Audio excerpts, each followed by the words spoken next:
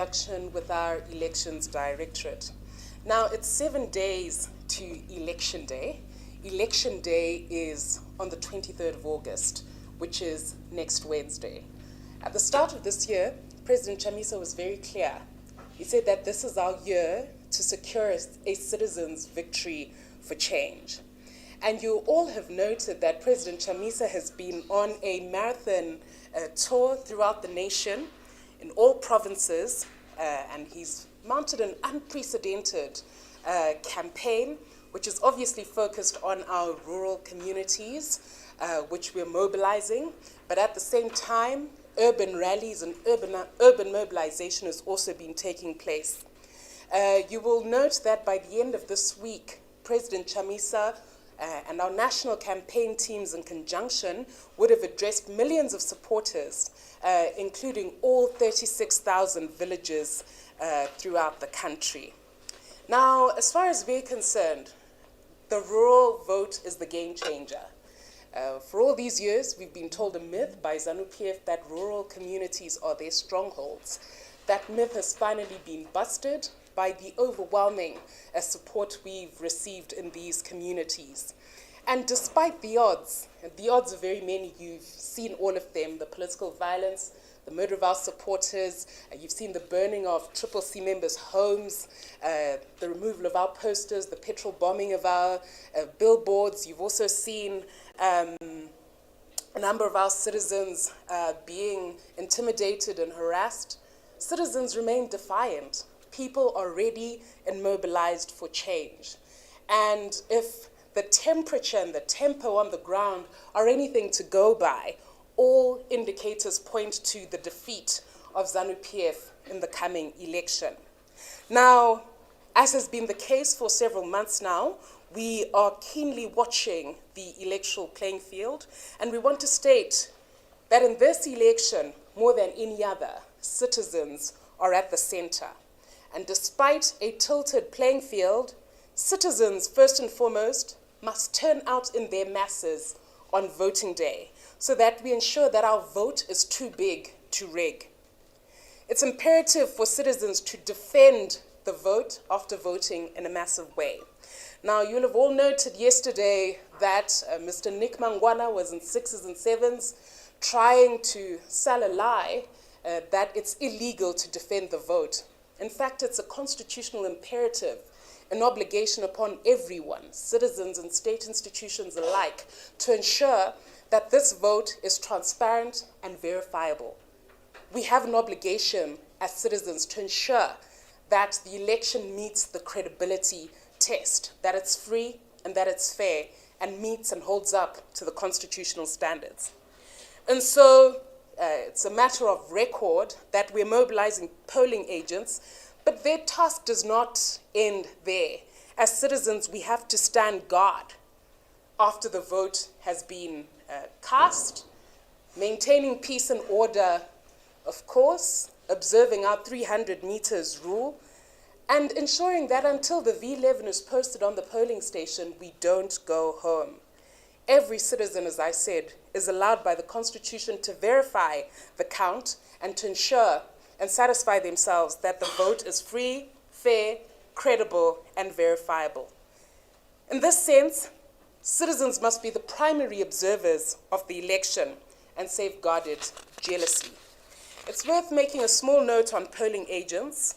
As the CCC, we're on course to having all our polling agents accredited by the date that's been set at law, which is the 20th of August. And we're very thankful for the support and assistance of citizens through various initiatives to defend the people's vote, including the adoption of polling stations. As you can see, all the ingredients required for a citizen's victory are there. There's been mass registration, everyone is mobilized, and now we must ensure that there is mass voting and mass defense of the vote. On the 23rd of August, it's important that nobody is left behind. This is an election for everyone. A word on the consolidated voters' roll. Our lawyers are actually before the High Court at the moment, where they sought audience with the High Court judge who had deemed the matter not to be urgent.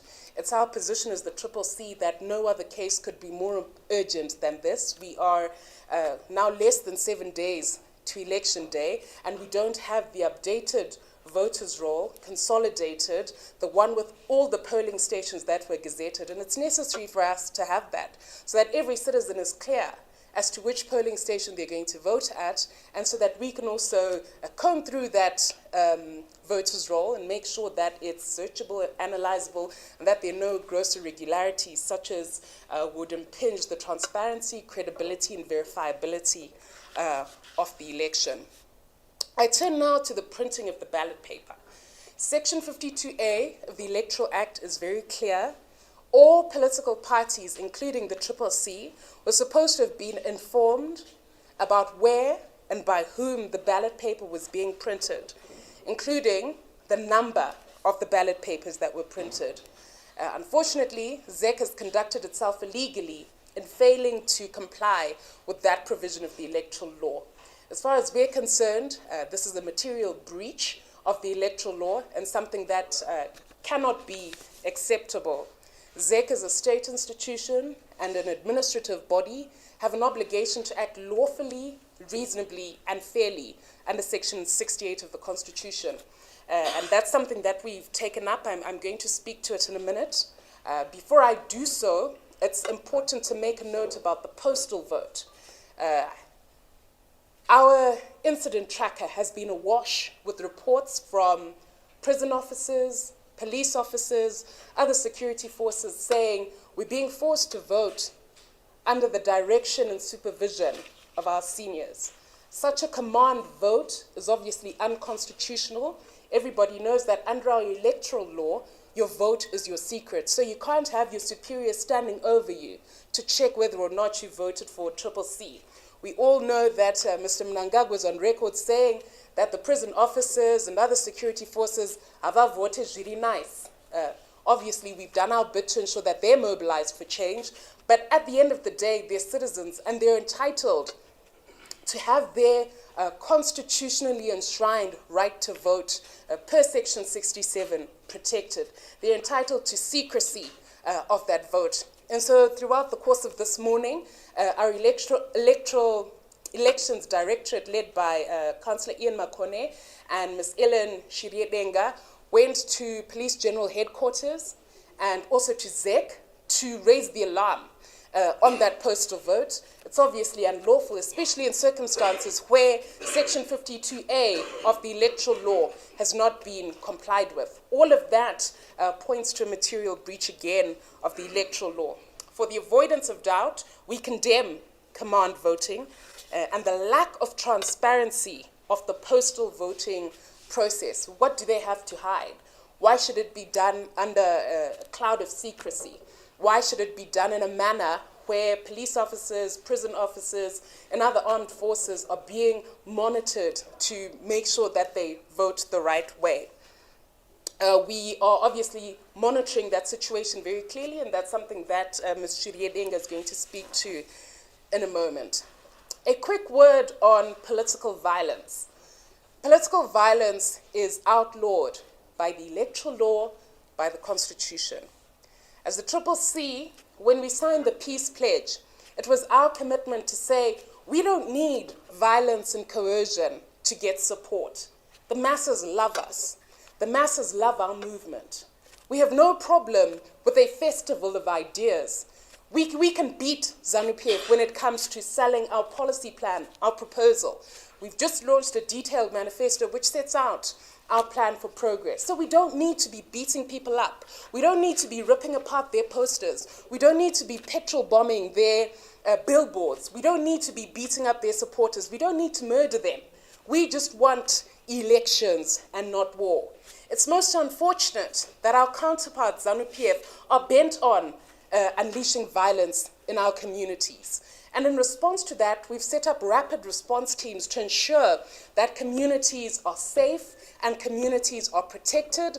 Our lawyers and our welfare team are on standby to ensure that citizens are safe throughout this period.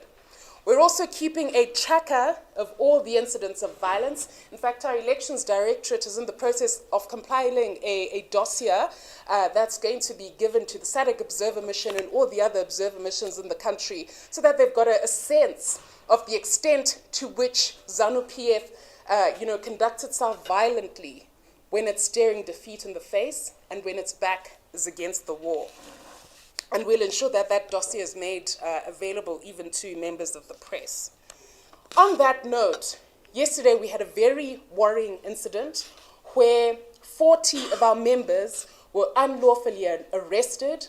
They had applied to conduct a rally at Churu Farm, and when they were on the way to Churu Farm, mobilizing, going through Machipisa, the police ambushed them, hijacked them, and unlawfully conducted a dragnet arrest, resulting in the arrest of Mr. Hakata, who's standing in Glenview, who's our candidate there, as well as a number of other, at least 39 other CCC members. Our lawyers were immediately deployed to the scene and are obviously mounting a bid for their release. But in campaign season, especially in Glenview, where we see ZANU-PF conducting its own campaign activities every single day without interference, we expect that the playing field, in as far as campaigning is concerned, to be free and fair. We don't expect ZANU-PF to abuse state institutions to stop our members for campaigning. So we continue to demand the immediate release of Mr. Hakata and the Machipisa 39. They should not spend more than another moment under police detention. They committed no crime. As we said when they murdered Tinashe Chitsunge, it's not a crime to wear a yellow shirt. It's not a crime to be a member of the CCC, and so we continue to demand their release. Like I said earlier, we say to ZANU-PF, what are you afraid of? Why can't we just have a peaceful campaign? If your ideas win, fine. But if ours do, you do have a constitutional obligation to respect the will of the people. Now, I just want to close off my section by saying this. In the days ahead, we're going to ask the citizens to do the following. Firstly, check your polling station so that you know where you're supposed to be voting on voting day. How do you do this? There's a chatbot that was created by the citizens, which will enable every citizen to know their candidate, especially where there are fraudulent fakes, especially the so-called double candidates. The chatbot is very simple to use. It's available in English, in Shona and Ndebele. All you need to do is WhatsApp, hello, Moro, Sawubona, to the number that's provided. It's +130 579 1002, and you just follow the prompts. It's very easy to use. You'll get to know which polling station you fall under, where you're supposed to go to next Wednesday, and which is the legitimate candidate that you're to vote for on behalf of the CCC. We encourage everybody to get there early. Most of all, most important of all, encourage all your friends, your family, your work colleagues, your church mates, your neighbors, everybody you know. Voting works. And like I said at the start, we have to ensure that it's too big to rig. The citizens that we've spoken to across the length and breadth of Zimbabwe continue to refuse to be discouraged. They say, no, we are going to vote despite the odds. And it doesn't mean that we accept that it's okay for the playing field to be tilted. But what we do want is a constitutional change of government and a citizens' victory for change. This is the last mile, the final stretch. And so we call upon all hands to be on deck as we win Zimbabwe for change. Without further ado, I'm going to defer proceedings to our Elections Directorate, who are going to share with us some of the touch points that they have, and then we'll field a few questions from the press and then call it a day. Thank you. Thank you, Fadzi. Good afternoon, everyone. Basically, I'm going to talk about just on two issues which Fadzi spoke about. The first issue is with regards to the ballot paper. The fact that the postal voting has commenced means that the ballot paper is out. Of concern to us as the CCC is that contrary to Section 52A of our Electoral Act, we as the stakeholders, particularly political parties contesting in this election, we're supposed to have been informed with respect to the ballot paper as to who is responsible for printing it, the quantities. That information is shrouded in secrecy. As of now, we get to hear that the ballot paper is out there, and it's a cause for concern as the stakeholders. More so, if you can recall, some of you in the previous elections or even in the last by-election of March 2022, the candidates were given the opportunity to go and inspect the ballot paper. But this time around, nothing of that sort was made. The only sample of the ballot paper we have is the one circulating in social media. And that is a cause for concern. We can't be updated via social media, we as the political parties, because we feel we are very key stakeholders in this electoral process. Looking at the social media reports and the picture of the ballot that we saw, it's a cause for concern. That is, if that is the actual ballot paper that we are going to use on election day. The burden of proof now lies with ZEC to give the stakeholders the opportunity to inspect the ballot paper.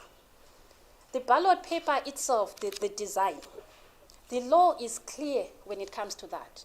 The design, the ballot paper should be designed and the names arranged in a single file in alphabetical order. But the ballot paper, which is in circulation, it's in 2 columns. Clearly a way of, igniting the profile of Mr. Mnangagwa. The reason why I'm saying that, remember we have 11 presidential candidates. The first column goes up to number 5. Then the second column from number 6 up to number 11, and ZEC decides to put Mnangagwa at the top, which is clearly illegal. If you can recall, even in 2018, we had a similar concern with the 23 candidates that participated in the election. We said, well, the law was breached, or probably ZEC was, was overwhelmed by the numbers of presidential candidates, which were 23 then. But this time around, we only have 11. But ZEC goes on to repeat the same 2 columns. So clearly, we know why that is being done. Clearly is to profile Mr. Mnangagwa, and we are worried as the CCC in terms of the breach of the law. And going on to the issue of postal voting, we only had an announcement from ZEC with respect to the numbers of people that applied for postal voting and those that qualified for postal voting. The number which we got from ZEC was 17,633. Those that succeeded and that were duly accorded the status of postal voting. Of concern with that kind of information is that it's not specific. We do not know, for example, how many people applied for postal voting in Harare, in Bulawayo, Mashonaland and Central. When we speak of the verifiability of and transparency of the election, which are the key tenets of any electoral process, and even if you go to our constitution, there's clarity on that one. But with the postal voting, there's an element of opaqueness there, which is quite worrisome. Not just us as the CCC or the people of Zimbabwe, but the affected persons, being in this case, the security details, the diplomats that have been accorded that opportunity. Be that as it may, Section 75 of our Electoral Act is very clear in terms of the voting procedure for the postal voting candidates. And the aspects of secrecy of the vote, which is also emphasized in Section 57 of our Electoral Act. But the amount of distress calls that we got is from yesterday, and even up to now, we are still receiving those distress calls. And they are not just confined in one particular region. They are spread throughout the country. And clearly, whatever is happening there is the same which is happening throughout the country. An indication that there's a command out there to say this is how postal voting is supposed to be conducted. Just as to dramatize what we've been told, and also what has been witnessed by some of our members of parliament that we assigned to go and observe this process. And in particular, our members of parliament responsible from Mbizo and Kwekwe, they rushed to Kwekwe Central where the process was taking place. We have a situation whereby security details are asked to vote, in according to their sections. If you are in law and order, you go and group there. And in other section, it goes and group there. CID is another grouping. They are given their ballot papers, and the senior persons, being the commanders, being the superintendents, they will be seated there. Once you have voted, like what was happening in Kwekwe, you cast your X. Before you seal, that ballot paper inside the envelope, you are supposed to show your superior that you voted for ZANU-PF, which was clearly, that was the case in Kwekwe Central police station. And we have no doubt that it's been happening throughout the country, because these distress calls that we're getting, they actually confirm what was observed by our colleagues in Kwekwe. So that in itself brings into scrutiny the credibility of the postal votes. And we've just written to ZEC on that matter, and we are waiting to hear their response. The secrecy of the vote is very crucial. That's where the gist of any election is. And clearly, as a country, we are faced by a regime which does not want people to express their free choices. We can't actually isolate the postal voting incident with what is happening throughout the country. We have cases documented which we are going to bring about, which we are going to highlight in our dossier, where we have even village heads writing down names of people and even indicating to say, you'll be number 1, you'll be number 2, you'll be number 3. So that those people can go and claim and falsely declare illiteracy or physical challenges, so that they'll be accorded the voting assistance privileges. And that is a cause for concern. We highlighted these issues during our by-elections last year in 2022, but clearly they are recurring. But well, the citizens of Zimbabwe, they know what they want. No amount of intimidation can stop them from choosing the leaders of choice. And we continue as the CCC encouraging people to stand up against all these lies and myths and intimidation. It's so bad that some of you could have seen videos that are in circulation to say that we are able to know, in terms of the serial numbers and the ballot papers, as to who would have cast the vote on that particular ballot paper, which is a lie. And there's a lot of myths and lies out there. So this is the other responsibility of our commission, ZEC, to dispel those lies. Because the law is very clear with regards to all these issues. The issue of misinformation comes into play here. And you members of the media, you also have a responsibility. And of course, of concern, lastly, with regards to media play. We had a workshop with the media last week. And there should be a media monitoring committee chaired by ZEC, which is supposed to govern, the conduct of media houses, journalists, and other media players. That is still not in place. So now we have issues around misinformation. Who is going to monitor that? who's going to ensure that, there is a true record or a true reflection of what our law says with respect to elections. So, but however, that will not stop us as the CCC. People know what they want, and we continue using all the democratic channels, all our members, all the citizens out there, to spread the truth about this election. I thank you. Thank you very much. It doesn't cast a dark cloud. Those distress calls mean that the security forces and now the citizens within that complement are standing ready to defend the vote. They were the first ones to raise the alarm. They were the first ones to say, no, we know our constitutional rights. We've been educated about our right to vote in secret, about our right to make a democratic choice. So if anything, it shows us that this time round, the citizens are more mobilized than ever to win Zimbabwe for change. They want change and transformation. That's why they were, not keen to vote ZANU-PF before their superiors. So if anything, it gives us confidence that even as we go towards the 23rd of August, citizens are more energized than ever and are defiant despite the odds. Despite the odds is the key term. We're not saying that there are no odds. We're not saying that the playing field is free and fair.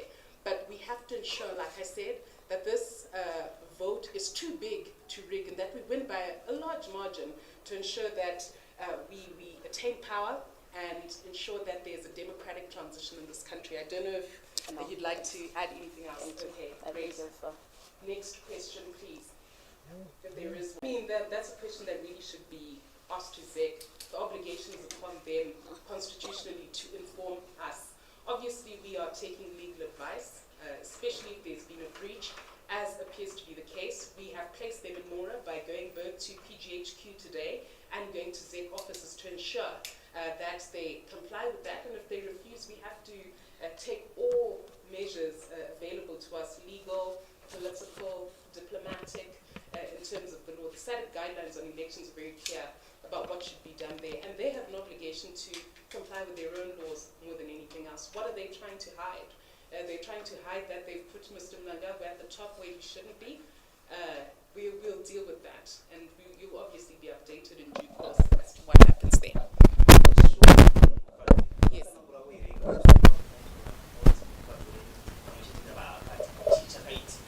Nezuro kwankune rally yangachida kuitwa kuchuru cluster inosanganisa Glenview constituency yange yakaungana vangu vachimobilize vanhu vachitora vanhu kwankune bus netruck ranga riripo vachienda kurally yekwachuru.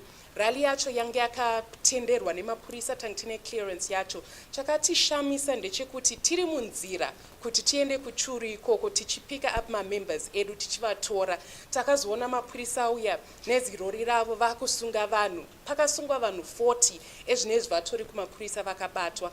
Asi isusu chinotishamisa ndechekuti zuva nezuva ZANU-PF iri kuunganidza vanhu vasina kana mubvumo unenge wabva kumapurisa. Ivo havateedze zvinenge zvakanyorwa nemutemo pamopa, asi vanongotenderwa kuti vakampeni. Isusu tikangoita karally kedu tikangokolekta vanhu, mapurisa akangoona paungana vanhu vakapfeka yellow, nyangwe zviri pamutemo unongoona kuti vanhu vatosungwa nechekare. Zviri zvinhu zvinotoratidza kuti ZANU-PF iri kutya. Inotya kuti CCC ine vanhu vakawanda vanoisapota. Ndosaka vachizoda kuita sei kutisunga. Vanenge vachiti isusu vakatisunga 39 vavakasungwa navo vasunungurwe. Nyaya yacho takaiendesa kumatare, nyaya yacho takaiendesa zvakare kumaobserver, inyaya isingatenderwe pamutemo. Saka tinoramba tichiti aiwa vanhu vedu ngavasunungurwe. ZANU-PF muri kutyei, handei kuma-election toona anokunda, ngatsaitei nyaya yekushandisa mapurisa kuti vashungurudze vanhu. Ndosaka vanhu vachizoti aiwa ZANU-PF hatichaida, ikoko kumbunyikidza vanhu nekuvamanikidza kuita zvavasingadi. Right, I'm going to take two more, ma'am, and then you, sir, over there. Okay.